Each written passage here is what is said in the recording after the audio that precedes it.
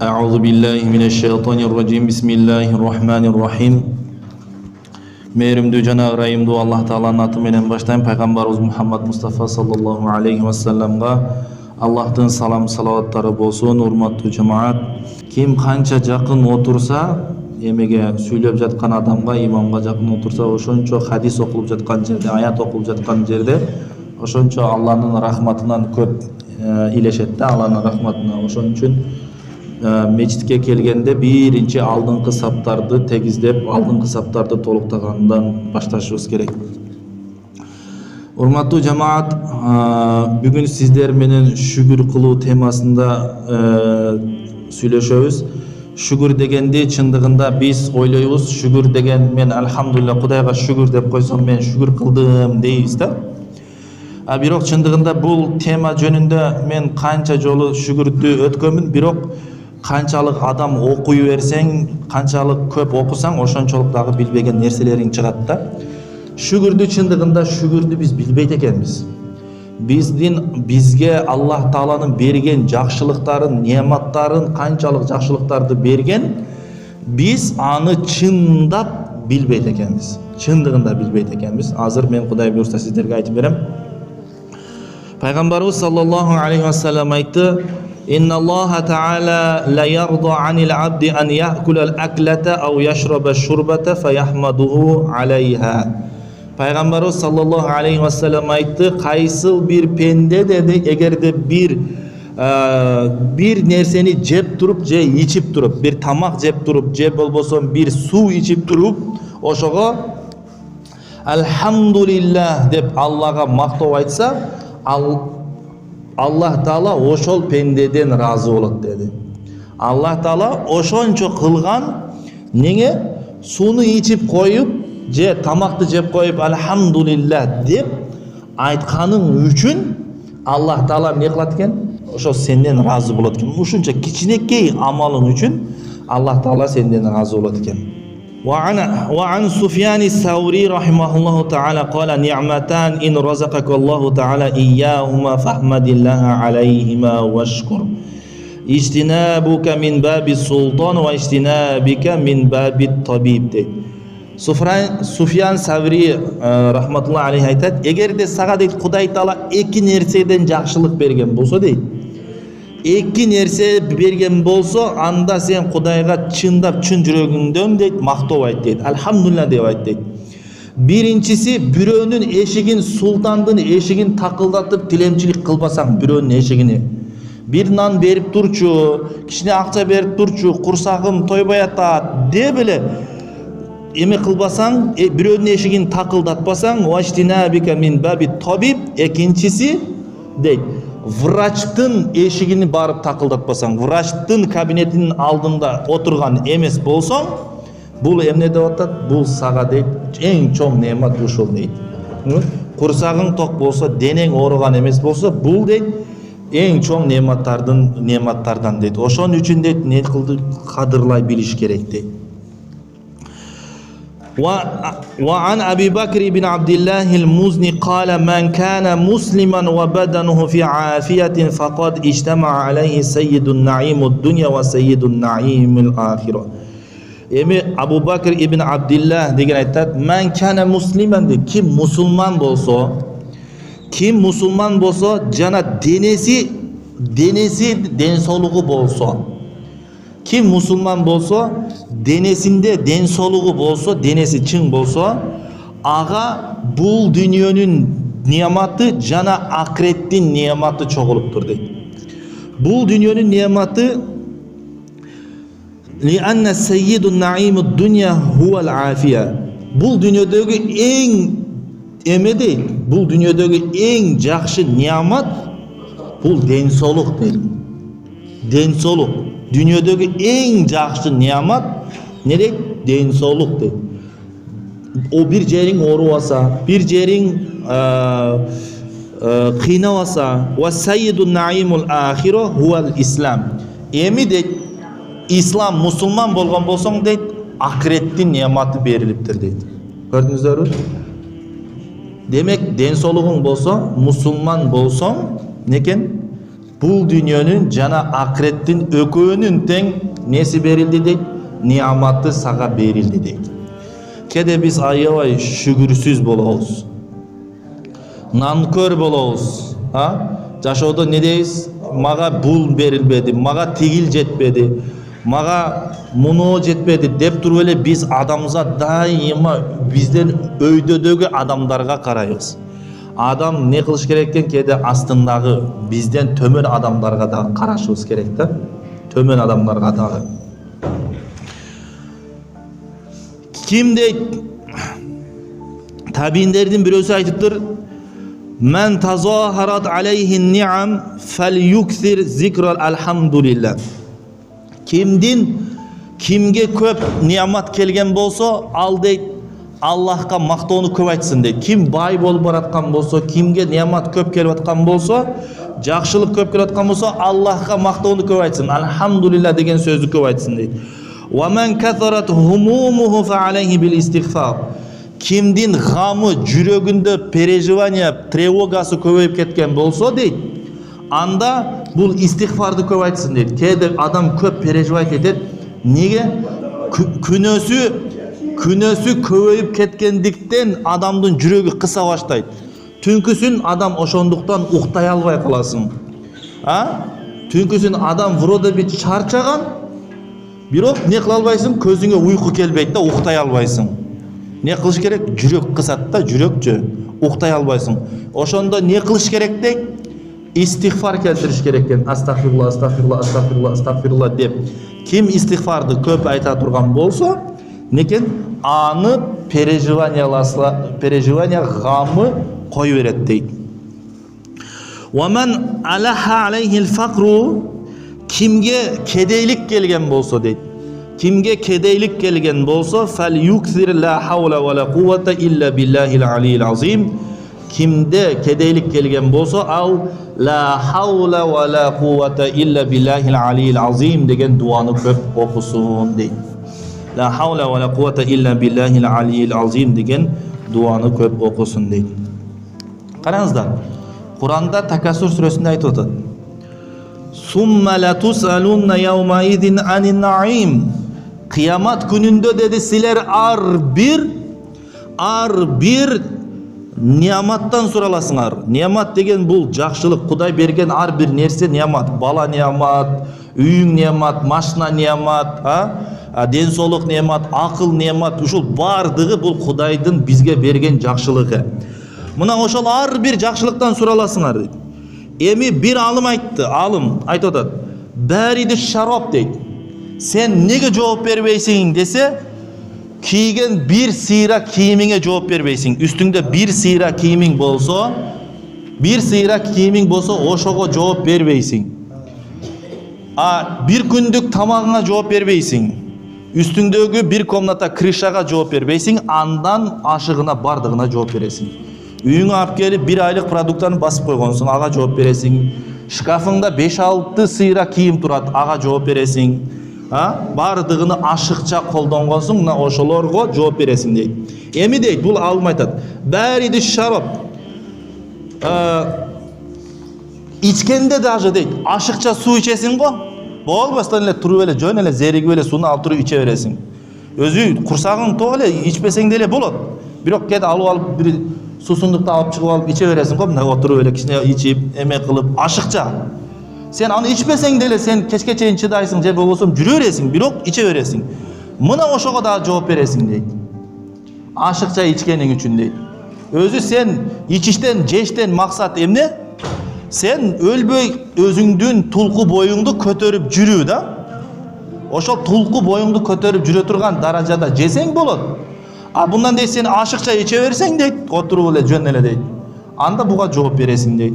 Wa zillul masakin deydi. Kede ve şab'ul butun, kede kursağında aşıkça dep, aşıkça toyundurup koysun, buğa cevap veresin deydi. Niyamat degen uşul deydi. Ve i'tidalul halq ve lezzetun naum, köp uxtasan deydi. Özü uxtu ne üçün uxtaysın? Es aluu üçün uxtaysın da. Es aluu uxtaysın. Kede sen bekar ele kalı öyle uxtay veresin aşıkça, уже boldu, уже krasnıydan da ötüp ketkende kızartıp basa veresin de. Турасың да кичине чайды ичип туруп кайра жатат да. Уктай берет. Мына ошол ашыкча уктаганыңа да жооп бересиң дейт. Көрдүңүзбү? Мына ашыкча уктап, ашыкча убакыт кетиргениң үчүн. Ошон үчүн бул не дегени? Мусулман, урматтуу бир туугандар, мусулман убактысын туура пайдалана билиш керек экен да. Ар бирини расписание менен. Тескерисинче bizde тескери. Тескерисинче bizde тескери. Башка диндин өкүлдөрү, европейцтер, башкалар азыр тайм менеджмент деп чыккан. Мисалы үчүнчү, алар ар бир убактысын расписание менен, бул саат мынчада муну менен жолугам, саат мынчада муну кылам, саат мынчада тигини кылам дейт. А биздикилер болсо болду, саат мынчада чайга барам дейт. Чайга барат, ошону менен сүйлөшүп, бир күн эле тойго кетип калат да. Же бир отурушка кетип калат. Ошону менен келет, баш этеги жок. Бүгүн кылбайм, эртең кылам дейт. Ошону менен жүрө берет. Же уктайт. Уктап турганда эле уже саат, бул насын түкүргөнгө чейин уже саат 12 болот. Ошон үчүн не деп атат? Убакытты туура пайдаланыш керек экен. Бул дагы не дейт? Ушул неаматтардан дагы сураласыңар деп атат. Эми шүгүр не үчүн керек? Урматтуу мусулман бир туугандар, шүгүр не үчүн керек? Шүгүр дейт эки нерсе үчүн керек дейт. Шүгүр эки нерсе үчүн керек. Ли давами не'ма, колуңдагы бар нерселерди кармап калуу үчүн. Колуңдагы бар нерселерди кармап калуу үчүн. Үйүң бар, жайың бар, машинең бар, балаң бар, бардыгы бар. Шүгүрдү не үчүн кылат экенсиң? Ошолорду кармап калыш үчүн. Ошолорду кармап калыш үчүн. Эми дагы не үчүн кыласың сен? Ли хусулул зияда, ошону кайра көбөйтүш үчүн. Шүгүр кыла турган болсоң, биринчиси колуңдагы бар нерселерди кармап калат экенсиң, экинчиси Кудай Таала ошону дагы не кылып берет экен? Көбөйтүп берет экен. Пайгамбарыбыз саллаллаху алейхи ва саллям айтты: "Инна ли ни'амил аввабиди ка аввабидил вахши." Чындыгында деди, Кудай Таала берген жакшылыктарда, неаматтарда булар деди жапайы жануар сыяктуу деди. Жапайы жануар сыяктуу, жапайы жануарды алып келип байлап койбой турган болсоң, ал эмне кылып кетет? Качып кетет.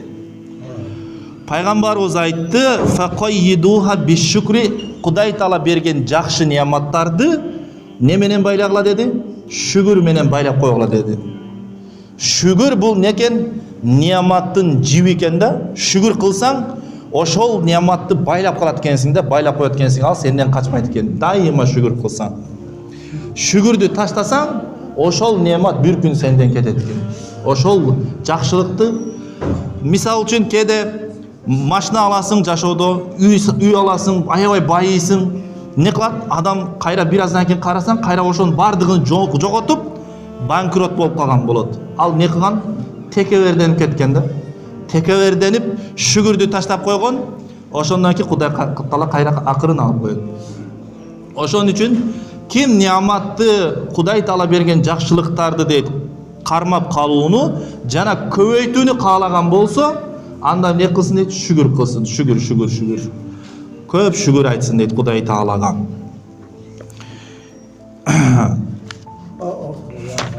Эми караңыздар. Кудай Таала берген неаматтар экиге бөлүнөт экен. Кудай Таала берген неамат экиге бөлүнөт. Биринчиси дүйнөлүк неамат, дүйнөгө тиешелүү, экинчиси диний неамат, диндин неаматы. Дүйнөлүк неамат экиге бөлүнөт. Дүйнөлүк неамат дагы экиге бөлүнөт. Ни'матун наф'i ва ни'матуд даф'i деп коет. Сага келип пайда берген неамат жана ошондой эле сага сенден зыянын кетирген неамат. Сага келген нерсе дагы неамат экен, кеткен, келбеген нерсе дагы неамат. Мисал үчүн бул кандай? Кудай Таала хилкатус савияти фи саламатиха ва афиятиха. Сенин ден соолугуң чын. Бул сенин ден соолугуң чын, мунун ден соолугу чын. Мул ооруп атат. Биздин башыбыз ооруган жок, бирок моунун башы ооруп атат. Ушундагы баш ооруу сага келген жок. Бул не экен? Неамат. Сен ден соолук, аз могу жерде отурганың өзү неамат экен да. сага жетпеген нерсе niyamat. Бирөөнүн жүрөгү ооруп, азыр реанимацияга кирип кетип атат. Сен мечитте отурасың, алхамдулилlah, жүрөгүң жакшы. Анда жок нерсе сенде бар, бул сага берген Кудайдын niyamatı экен. Эсептеп отурсаң, список кылсаң тол тура. Бирөөнүн колу жок. Анда жок, бирок сенде бар. Бул не экен? Бул дагы niyamat. Көрдүңүзбү? Бул дагы niyamat. Эсептеп отурсаң то. Бирөөнүн жүрөгү кысылып жүрөт, ооруп жүрөт. Бирок сен жүрөгүң кысылган жок. Андагы жок нерсе кимде бар? Сенде бар. Сен жүрөгүң кысылган жок. Сен алхамдулилlah эметип кетесиң. Демек бул дагы niyamat. Келбеген нерсе niyamat. Өзөрбү? Бирөө мисал үчүн ке бирөөлөр айтат го, жаштар кеде мисал үчүн айтат. Мен могу девушкама жетпей калдым, могу кетип калды, тигине кетип калды. Ошого жетпей калганын, ошонун келбей калганы дагы Кудайдын берген жакшылыгы, niyamatı. Себеби эгерде ал келсе, сени талкаламак, Кудай Таала сенде, аны сенден алыс кылып койду. Мына бул да niyamat. Ошон үчүн niyamatтын кадырына келбеген нерсе да niyamat. Даже дейт, мисал үчүн машинада за рулем баратсаң, экөө ДТП болуп, чыгып алып чатакташып атат экөө. Сен өтүп кетип атасың, мындай байкабай элечи. Чындыгында ушул нерсе дагы сага Кудайдын niyamatı экен да. Ошонун ордунда сен болуп калышың мүмкүн эле да. Бул дагы niyamat. Көрдүңүздөр? Ошо келбеген нерсе дагы niyamat экен. Ал эми мисал үчүн экинчи niyamatтын түрү бул көрүнбөгөн нерселер. Мисал үчүн бирөө жин оорусу менен ооруп жүрөт. Жин оорусу менен ооруйт, башка оорулар менен ооруйт. Сен алхамдулилlah соусуң. Психически больной эмессиң, бардыгың жакшы. Бул дагы эмне экен? Niyamat экен да. Бирөөнүн бир бөйрөгү иштебейт, мисал үчүн. Бизде Кудайга шүгүр ден соолук бар, эметип, бирок байкабайсың да анычы. Эгерде Кудай Таала айтып атпайбы? Ва ин таудду ни'маталлахи ла тухсуха. Эгерде силер Аллахтын берген жакшылык niyamatарын эсептей турган болсоңор, эсептеп аягына чыкпайсыңар дейт. Кечинде мен өзүм жумага ушуга даярданып атып, список кылып, атайын список кылдым. Мол Аллах Таала мага муну берип тур, мунун берип тур, мунун берип тур, мунун берип тур, мунун берип тур, мунун берип. Список толуп кетти. Чындыгында хак. Аллахтын берген жакшылыгын эсептеп аягына чыга албайсың да. Ошон үчүн мен кечинде түшүндүм, мен чындап шүгүр кылбайт экенбиз да бизчи. Шүгүр деген нерсени чындап билбейт экенбиз. Шүгүр менен хамдын айырмасы эмне? Алхамдулилlah деп Аллага мактоо айтасың. Эми Кудайга шүгүр деген мааниси эмне? Хамд десе дейт, алымдар айтат. Бул сыртыңда болот дейт. Алхамдулилlah деп коесуң дейт.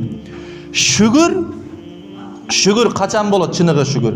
Качан сен жүрөгүңдөн сынсаң Аллах Таалага, жүрөгүңдөн Аллах Таалага сынсаң, о, Алла ушуну бериптир деп чын жүрөгүңдөн түшүнүп, ички жан дүйнөңдөн түшүнсөң, мынау нерсе эмне экен?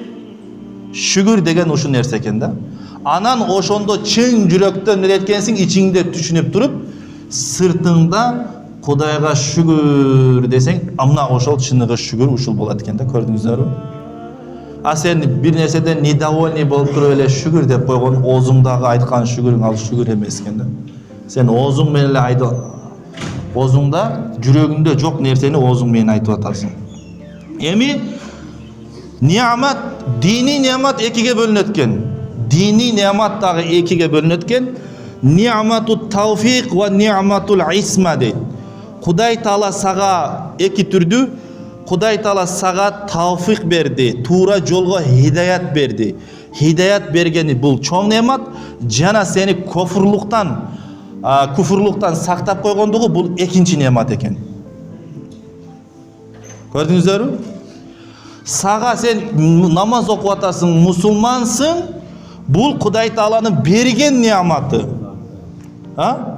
Эми сен кафир эмессиң, мушрик эмессиң, бидатчы эмессиң, адашып жүргөн адам эмессиң, бул Аллах Таала сени сактаган неаматы. Аллах Таала не кылган немат экен? Сени сактап койгон ошол нерседен, кафыр болуп кеткенден, мусулмандын баласы болуп төрөлдүң, бирок өзүң билбейсиң. Аллах Таала сени ошол нерседен сактап койгон. Буну биз өзүбүз билбейбиз. Бул не экен? Ни'матул исма деп аталат экен да. Көрдүңүздөр, Аллах Таала бизди сактап койгон. Ошон үчүн жанагы алым айтпадыбы? Эгер деди сен деди мусулман болсоң, жана ден соолугуң бар болгон болсо, бул дүйнөнүн неаматы, жакшылыгы, эң жакшы неаматы жана акыреттин эң жакшы неаматы берилиптир дейт. Бул дүйнөдөгү эң жакшы неамат, жакшылык бул ден соолук, тынчтык. Иман болсо, мусулман болгондугуң бул акыреттин неаматы деди. Көрдүңүздөрбү? Ошон үчүн кээде Кудайга шүгүр кылыш керек. Биз дагы пендебиз.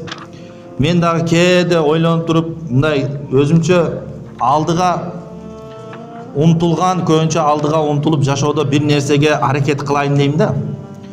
Кээде ойлоп туруп айтам, бизнесмен болоюн дейм да. Бизнесмен болоюн, азыр акчанын баардыгы ушуларда деп туруп, өзү башында ниет кылган болчумун. Негизи мен адвокат болом депчи, юрист болом. Андан кийин айттым, врач болом дедим да, врач болом деп жүрдүм. Анан врачтыкка тапшырып, медакадемияга тапшырып, өтө албай калып, анан болбой калганда, биз анан жок дегенде молдо болоюн дейсиң го. Ошентип, анан бекер окуу жайга Ислам университетине келип калгам да. Анан кээде дагы эми дин ичинде жүрөсүң, өзүнчө недоволен жүрөсүң го, баягы эми мен максатым өзү молдо болуш эмес эле. Мен максатым адвокат же врач болуш керек эле дейсиң да. Бирок Кудай Таала акырын Кудай Тааланын планы бар, сенин планың бар дейт го. Кудай Таала сени акырын тартып алып келатат да. Бирок кечинде bir ayat okup kaldım. Allah Taala Peygamberimiz sallallahu aleyhi ve sellem'e aytıp atat. Peygamberimizge eskертип атат. Элестесеңиздер, ушундай нерсени Куранда. وَلَقَدْ آتَيْنَاكَ سَبْعًا مِنَ الْمَثَانِي وَالْقُرْآنَ الْعَظِيمَ. Biz sağa kaytalanуучу 7 ayatты бердик, Фатиха сүрөсүн бердик дейт Кудай Таала. Жана Куранды бердик дейт. Сага Куранды бердик дейт. Улуу Куранды бердик деп атат. لا تمدن عينيك إلى ما متعنا به أزواجا منهم. Biz imansızlarga uактылуу берген байлыктарга, бийликтерге көзүңдү артпа деп атат. Сага Куран берилген болсо, Куранды бердик, Фатиха сүрөсүн бердик. Не деп атат? Сен адамдарга уактылуу берилген бийликке, байлыкка не кылба деп атат? Көзүңдү артпа деп атат. Мына мен да ушуну окуп алып туруп, алхамдулилла дейм да. Кудай Таала кээде сен, Кудай Таала бул Аллах Таала өзүнүн Куранын, китебин баардыгына эле монтип намаз окуганды баардыгына эле насип кыла бербейт экен да. Ошон үчүн ар бир нерсени имандын кадырын билиш керек. Жүрөгүбүздө Кудайга шүгүр, алхамдулилла, эмне көтөрүп жүрөбүз? Иман көтөрүп жүрөбүз, ошол нерсенин кадырына жетишибиз керек. Күндө шүгүр кылышыбыз керек. Алхамдулилла аля ни'матил ислам, ислам неаматына шүгүр. Акыл неаматына шүгүр, намаз окуп атканыма шүгүр, баардыгына шүгүр кылыш керек. Алымдар айтат, өзү негизи ушул шүгүр кылганыңа дагы бир шүгүр кылышың керек дейт да. Шүгүр кылганыңа дагы бир шүгүр кылышың керек. Себеби ушул шүгүр кылганды дагы ким дилиңе салат экен? Алла Таала. Ошон үчүн шүгүр деп дайыма шүгүрдөн арылбаш керек экен. Пайгамбарыбыз саллаллаху алейхи ва салламдын алдында Ама тасмау каулаху саллаллаху алейхи ва саллама ва кад сами'a раджулан якулу алхамдулиллахи алал ислам. Пайгамбарыбыз саллаллаху алейхи ва салламдын жанында бир сахаба исламга Кудайга шүгүр деди да. İslam'dı mağa bergen Allah Ta'alaga şükür dediler. Peygamberimiz aytdı: "İnneke la tahmadullaha ala ni'metin azimetin." Çındığında sen öte ulu nimet üçün Allah Ta'alaga şükür aytıp atasın dedi de. Bu en çok şükür dedi. Oşan için Kudayga şükür elhamdülillah buna. Allah Ta'ala bergen nerseler dağı bu nimet eken, Allah Ta'ala berbegen nerseler dağı nimet eken. Oşan için bardığına şükür kılalı. Kuday Ta'ala bizde şükür kılıcı pendelerine kılsın. Subhaneke la ilme lana illa ma allamtana inneke ente alimun hakim. ربنا لا تزغ قلوبنا بعد إذ هديتنا وهب لنا من لدنك رحمة إنك أنت الوهاب برحمتك يا أرحم الراحمين